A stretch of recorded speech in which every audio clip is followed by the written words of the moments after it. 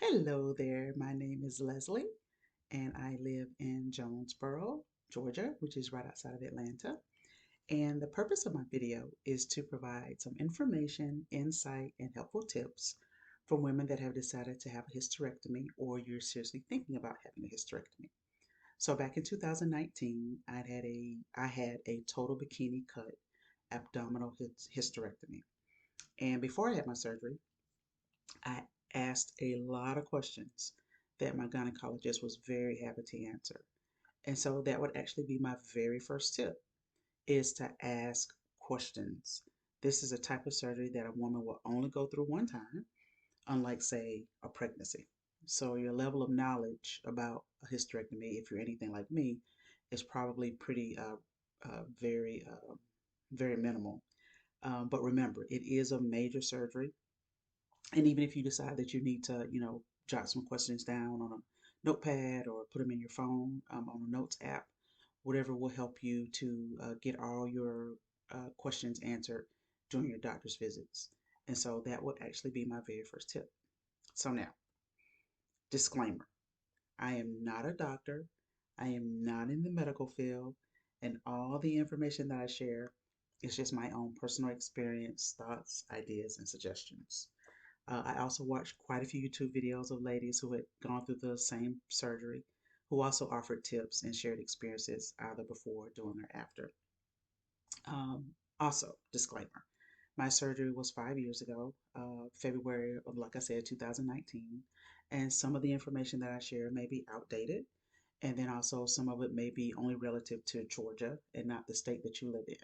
So just kind of keep that in mind as you're listening to the video. And also, you may see me kind of glancing down sometimes because I have my notes here in front of me. So I just want to make sure that I don't forget anything. So, first question: why did I decide to have my hysterectomy? Well, 2 to 3 years prior to me having the surgery, my doctor and I had worked through many options of what we hope would help my unusually heavy blood flow when I had my period, large blood clots, painful, uncomfortable when they pass, all of the messy stuff. And so the reasons why I was having such a hard time when I had my periods was because of fibroids.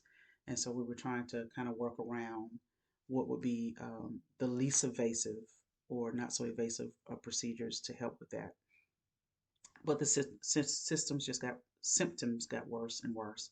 And so I decided that I'd had enough, and we just began to discuss more permanent options or permanent solutions. At this stage of my life, I was, between 44 and 46 years old when, the whole 2 to 3 year process started, and married, 3 children. Our family was complete. So, of course, a more permanent solution was ideal for me. But I also had to keep in mind that the hysterectomy is, a very final solution. There's no going back from that. So, my second tip would be to have a serious conversation with yourself about that concern, the fact that once you go, you can't reverse it. And I can't tell you if that's the best decision for you. That's, of course, your own personal decision because every woman circumstances are different. So consider that. And if you are married, also consider your spouse because, of course, that will impact and direct them directly. And if you're like me, then what your spouse thinks about that decision is important for you. So as I was walking closer to that decision, I did ask my husband his thoughts on it. As I stated earlier, I live in Georgia, and it's not required that you have spousal permission or signature to have the procedure. But I only bring that up because years prior to that, my husband had a hysterectomy, and it was required at that time for him to have written consent from me as his spouse. If he was single, he wouldn't have had to have that, but because he was married, I did have to provide authorization for that. But again, that may not be the case in your state, and I don't think that's the case anymore in the state of Georgia. Uh, Another decision that I had to uh, decide on was whether or not I would have a full, which is a total, or a partial, which is a subtotal hysterectomy. Now, a full hysterectomy is when the uterus and the cervix is removed, along with your, ovaries and all that. The partial hysterectomy is when only the upper part of the uterus is removed, and you may still have your ovaries. This is also a decision that you'll need to make and take into consideration and make sure you understand fully what the differences are and which one will be best for you. In my case, I decided to have the full hysterectomy in order to lessen my risk of cancer, which is a high risk in my family history.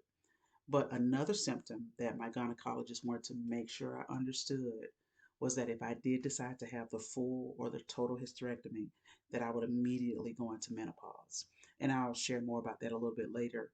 But he just wanted me to be aware that my menopausal symptoms would start immediately after having a full hysterectomy.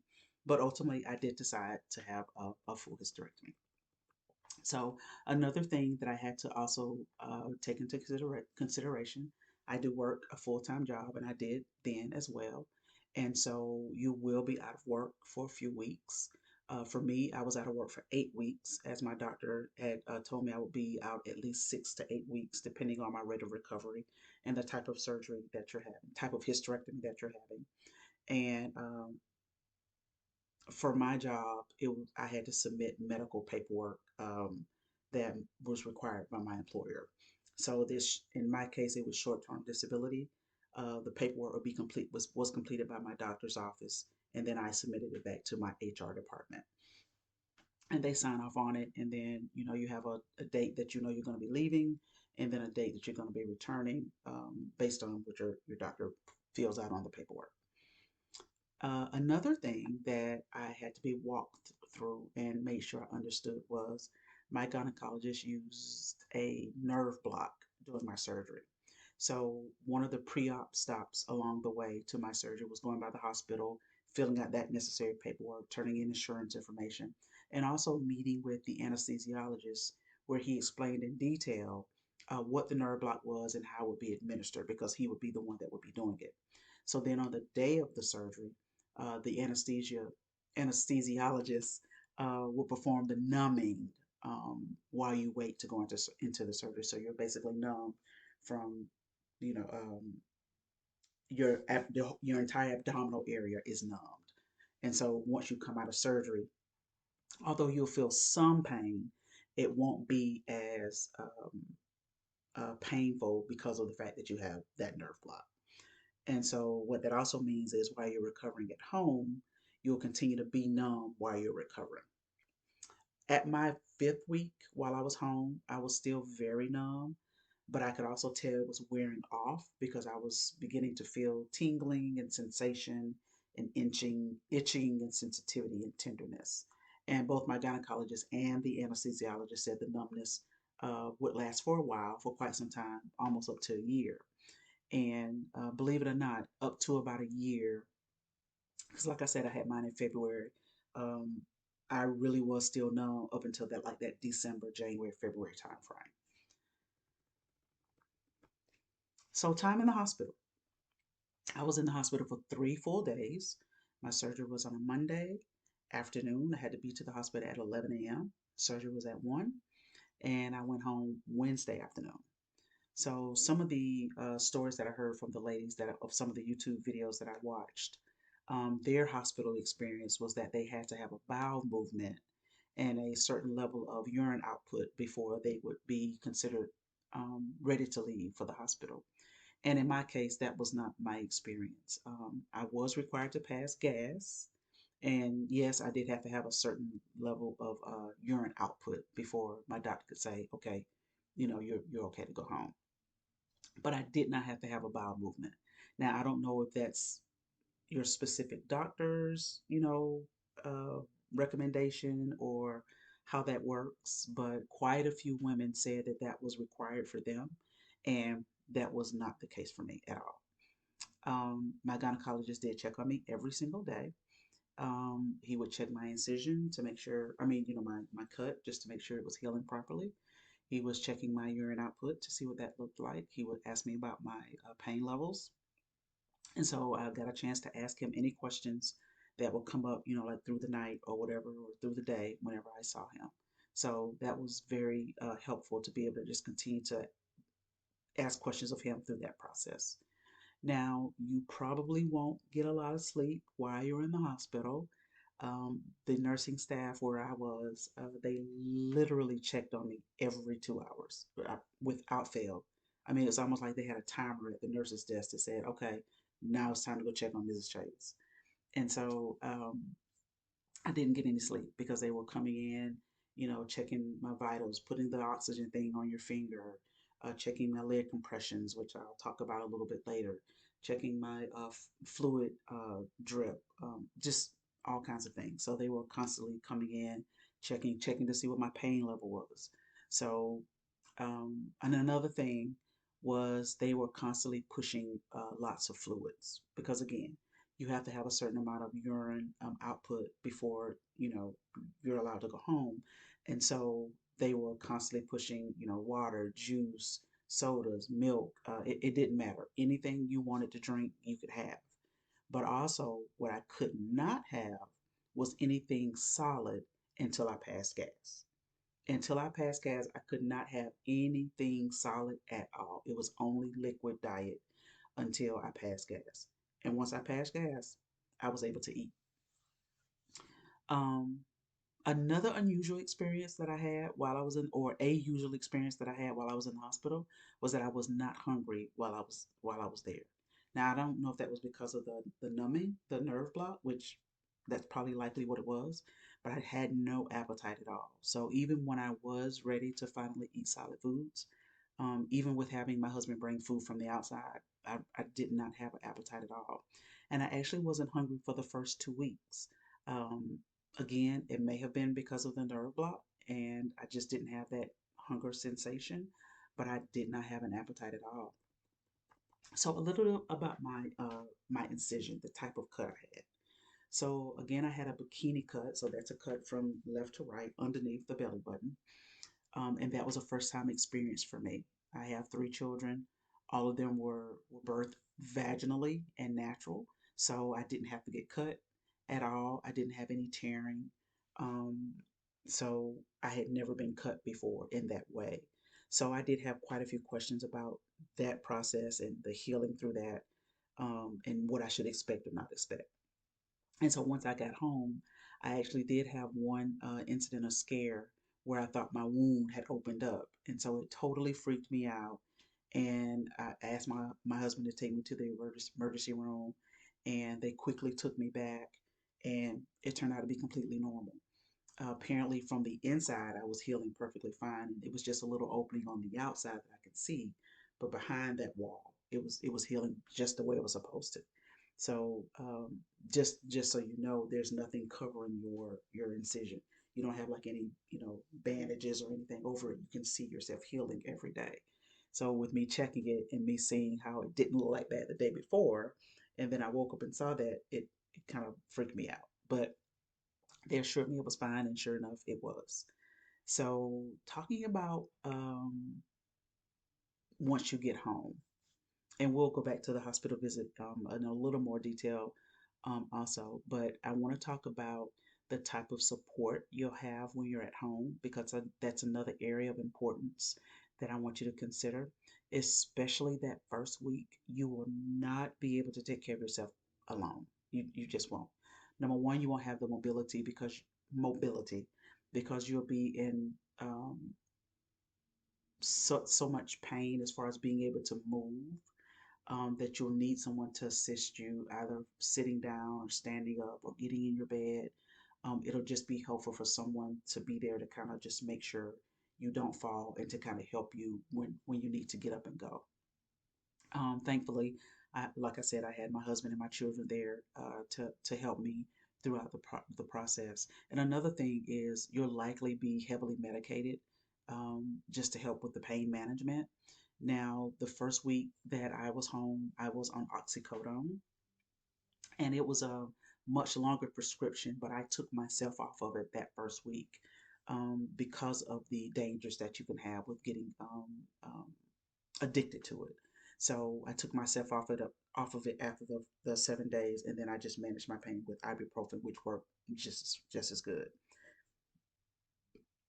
Another thing about the pain management, However often you are supposed to take it, I would recommend that you do. And it's always good to kind of get ahead of the pain. So even if you are only taking it like every 4 hours and you get to hour four and you don't really feel anything, I promise you by the time you get to hour five, you will feel some pain. So always try to take your medicine as prescribed as best as possible. And then when and if you're able to start weaning yourself off of it, whether it's oxycodone or something else, please take your medicine because your body will need that time to get back to normal and through your healing process. So solicit outside help as best as you can. For those first couple of weeks, you will want to wear really loose clothing, especially pants that will not apply pressure around your midsection. Of course, that will also depend on the type of surgery that you have, the type of cut that you have. But for clothes going home from the hospital while you're around the house, super loose, super comfortable. I just didn't want anything touching my stomach or my midsection. And then I also, when leaving the hospital, I had on my old lady slip-on shoes. No offense to any old ladies, but my Skechers, I was rocking them hard, leaving the hospital because it was just easier just to slip them on and not have to worry about someone tying them and all that. And then once I got home, I was allowed to shower, and then I went straight to bed. I didn't I didn't have to do anything else outside of that. Um, Back to your hospital stay, and this is very important. Quite a few of the ladies in the videos that I watched talked about what they packed in their bag uh, before going to the hospital, and packing a lot of your conveniences like your gown, your house robe, your slippers, your charger, your phone, whatever. I have to admit, I did not open my bag the entire time I was in the hospital at all. Like, at all. There was nothing in that bag that I needed or I required while I was in the hospital because in I was sleeping so much. I was on medication. I was in, a decent amount of pain. And because I was getting woken up every 2 hours, I was very sleepy. So there was nothing in there that I needed, nothing, anything that I wanted. And just to be completely honest, I didn't even brush my teeth the entire time I was there. Number one, I wasn't doing anything but drinking mostly water and juice anyway. And then the little bit that I was eating, I didn't really care if my breath stank. So again, to each his own. But I was also connected to so many wires and fluids and antibiotic and all that stuff. I just really didn't have the wherewithal to think about I want to put on a cute gown. It was just easier just to have on the hospital gown that opened in the back. And if the nurses ever needed to access anything, they could just pop open the sleeve and then snap it back when they were done. So, and even with the disposable underwear that they offer to you, they were very soft, very comfortable because again, you're not going to want anything around your midsection anyway. And likely our stuff is going to be cute and not so cuddly. So it was very easy to just use what they provided, and not have to worry about what you had. Now, the only thing I would recommend is maybe bringing a robe, and that's because the very first day, the day after your surgery, you will be required to walk. You have to, not contend with um, um, what's the word I'm looking for? Blood flow issues, and so you will be required to walk, at least for me, like the first time in your room, like from your bed to your door, and then like from your door back to your bed. And then eventually, um, you will be required to walk, a little further out, like out of your room, maybe down the hall, around, the common area on your floor, and then back to your room. Now, one of the things that was required, two things that was required while I was in the hospital. One was a catheter, and two leg compression cuffs on my legs, and they ran from below your knee down, from below my knee down to my ankles, and they just softly compress while you're in the bed, and then also the catheter just to catch, that's how they measure your urine outtake. And so once you reach the urine requirement, they take the catheter out, and when they take the catheter out, they also take off the leg cuffs. Again, just to help with the circulation. That's the word I'm looking for. To help with the circulation. But once you start getting up and moving around, then you don't need that anymore. And so when I started walking, further down the hall, when I still had the catheter, then I would just roll my catheter with me. And so going into the hallway, I did want my robe, but again, I didn't open my bag, so I just used one of the blankets that was on the bed. So if you have the energy and the strength, or the wherewithal for a family member to say, throw your robe on your back, then that's fine. But the blanket that I had worked perfectly fine, and my husband was with me, and he just made sure it stayed on my shoulders because I was walking super, super slow. I was taking my time, so that would be another recommendation is that just take your time. You don't have to, have a certain amount of laps around or anything. It's just simply because you're moving. They just want to make sure you're moving. I wore the socks that they gave me because my feet always stay cold anyway, even when I'm at home. So when I would go walking and then come back, and then I would just slip the socks off before getting back into the bed. And so that was very easy for me. Now I have to admit, the best part of my walks were the babies because I was on the floor with the maternity ward. It was a kind of a different wing, but where I could walk, I would walk back towards the maternity ward and I would see all the babies. And so each day I was able to see who came into the world. And that was super, super wonderful to be able to see all the babies because it was also the same hospital that I had my last child. So that was very fun to be able to see the new babies. And so again, the cuffs, um, the catheter, when those come off, then you can, keep walking until it's time for you to go home. Finding a comfortable sleeping position while you're in the hospital and when you're at home, you're not going to find it. So when I was in the hospital, I was partially kind of sitting up in the bed because it was too uncomfortable to kind of lay flat because of the surgical area, and then sitting too far up because you're putting pressure on your surgical area. So kind of finding that balance, that common sweet spot where you're kind of in between laying back and sitting up, and also being able to roll to your sides. Yeah, you're not going to be able to do that.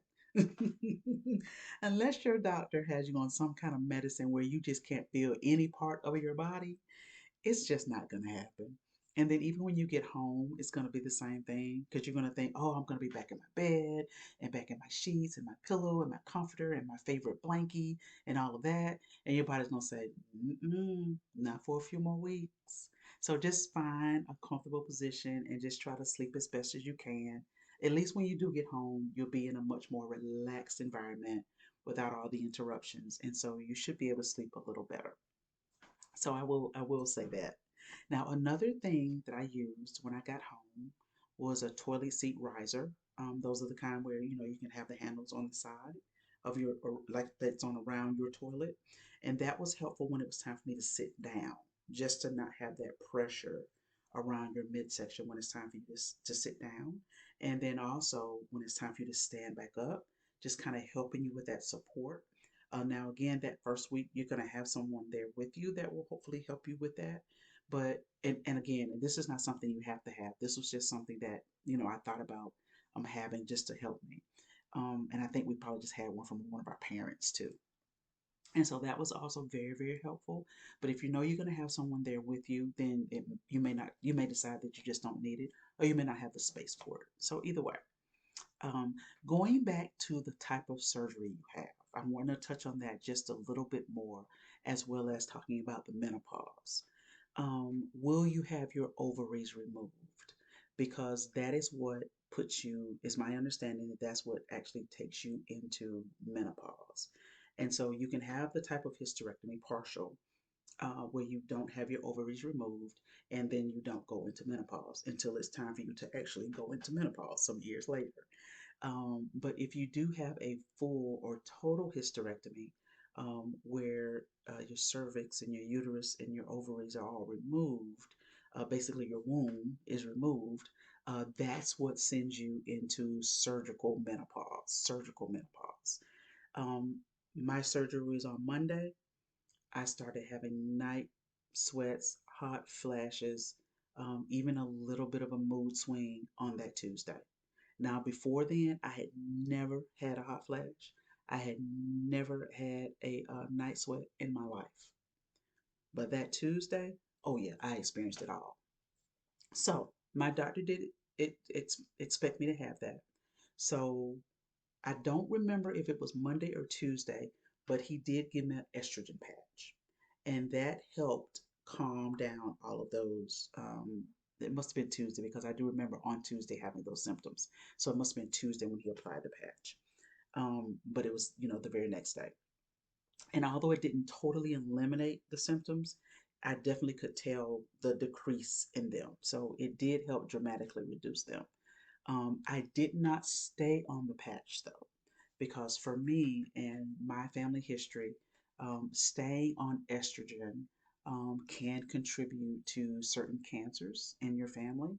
And so, in order to lessen that risk, I did eventually come off the patch. I think I wore it for like 2 weeks, and then eventually I did take it off. I think the patch, I think one patch lasts for like a week, whatever. So I guess maybe I had two patches.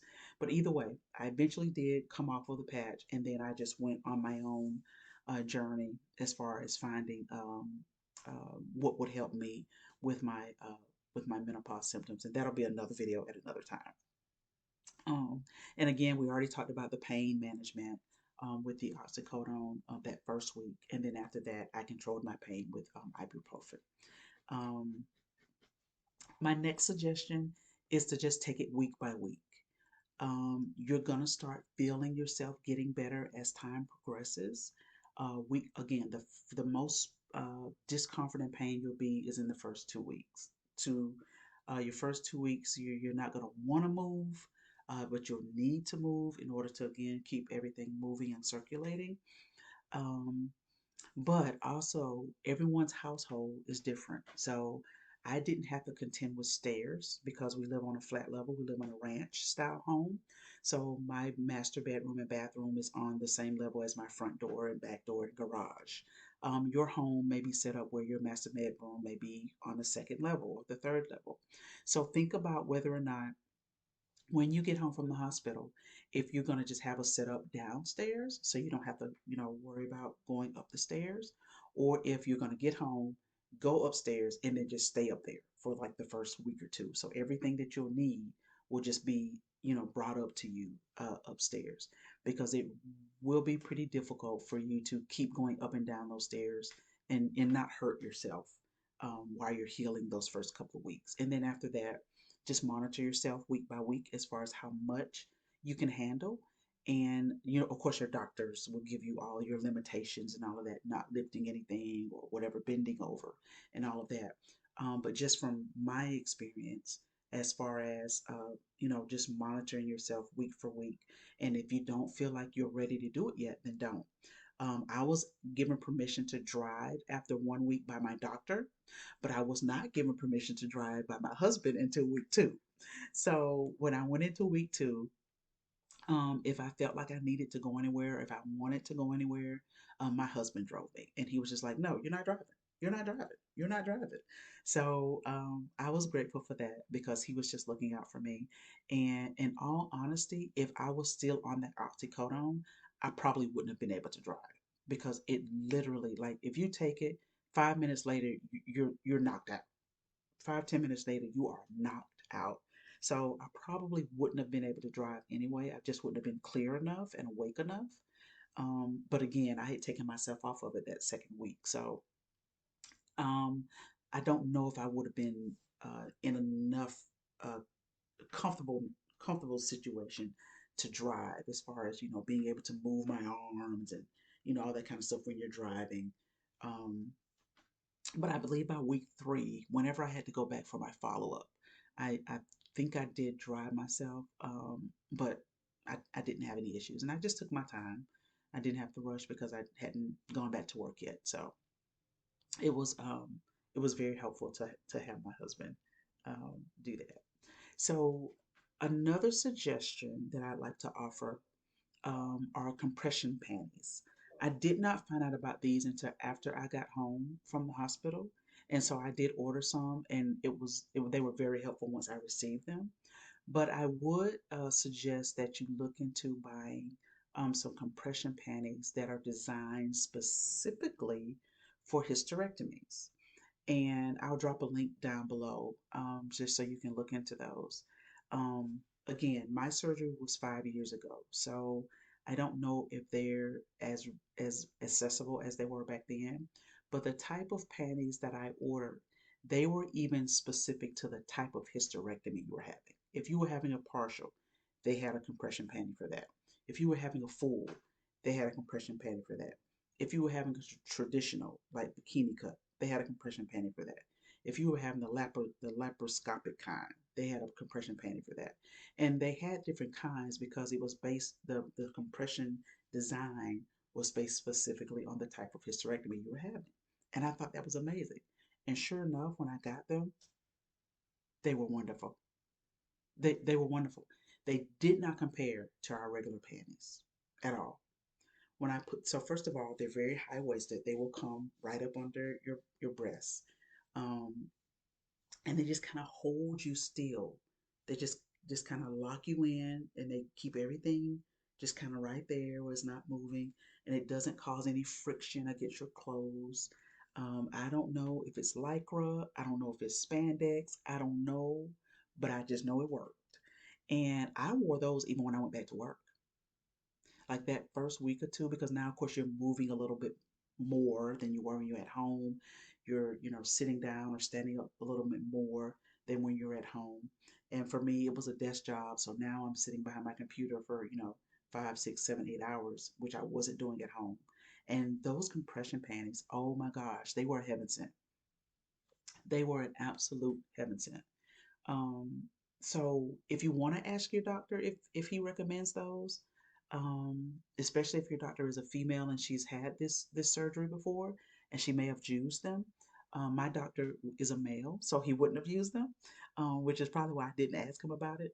But I'm sure he's probably had other either patients or doctors, female doctors that have used them that may be that they may recommend them. But I didn't ask my doctor. I just did that on my own. So what else? Because I think that's everything I have. Yeah. So my last suggestion would be just to remember that this is a type of surgery that is super, super, super serious and super important should you decide to have it. And I just hope and pray that should you decide to have it, that everything goes well with your surgery. I am 5 years out and I do not regret the decision at all. Again, I'll probably do another video about what I decided to use as far as managing my menopausal symptoms. Um, but as far as the hysterectomy is concerned, I have no regrets at all. I do not miss my periods at all. I do not miss the discomfort from my periods at all. I have more white in my wardrobe than I've ever had in my entire life. And I'm super excited about that. But yeah, so those are all of my tips and suggestions and recommendations. I hope this video is helpful. And if you have any comments or questions, please put them below and I will try to answer as much as I can. Again, I'm not a medical professional. This is just my own personal experience. So thanks for watching.